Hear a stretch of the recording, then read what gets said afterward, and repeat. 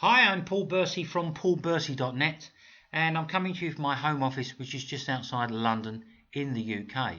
Today's podcast: Leaders should guide, direct and encourage. Guide, direct and encourage is very much the message here. Now, before we get going here, I must point out that this article and podcast was inspired by Eric Worre and Network Marketing Pro. I have embedded his video as part of the article at the bottom. Now, Eric gives a powerful team building lesson here. From a leadership or management perspective, what word is missing from the above heading? Now, I'm not talking about a word that should be there. I'm suggesting that most people in an elevated position add another word into the mix, and that word is criticism. Be very careful and cautious of negative conversations and criticism. Now, should we criticise people even constructively? I would say that the plain answer is absolutely not. Why is that? Well, us humans are bristling with pride, and we really don't need someone from management or a more experienced leader criticising us and exposing us to a negative and demoralizing atmosphere when there is most definitely a better way. A lot of time it becomes a session for the more senior or experienced person to vent their frustrations at a team member in your network marketing organisation. The most important thing here is the future outcome and progressive improvement. Now, we all make mistakes and errors.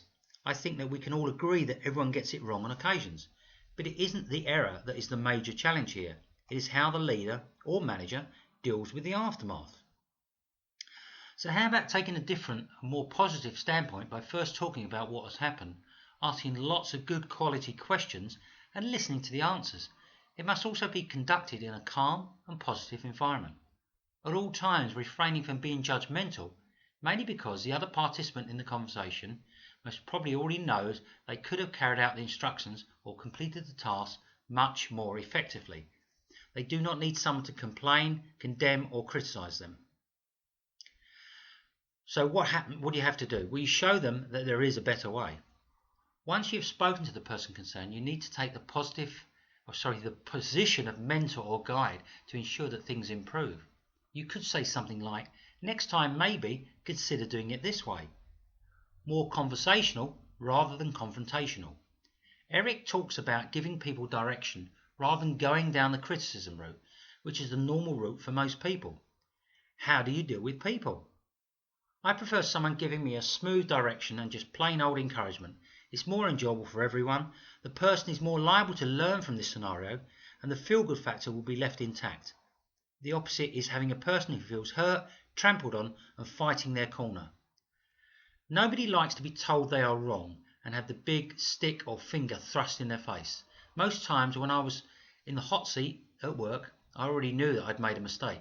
I really didn't need to have it pushed down my throat again. In summary, avoid clashes and criticism at all costs. Take the position of coach and give that person guidance, direction and a whole lot of encouragement. Make the whole experience one where the person comes out of it with a good taste in their mouth and not having to bite their fist or swallow a bitter pill.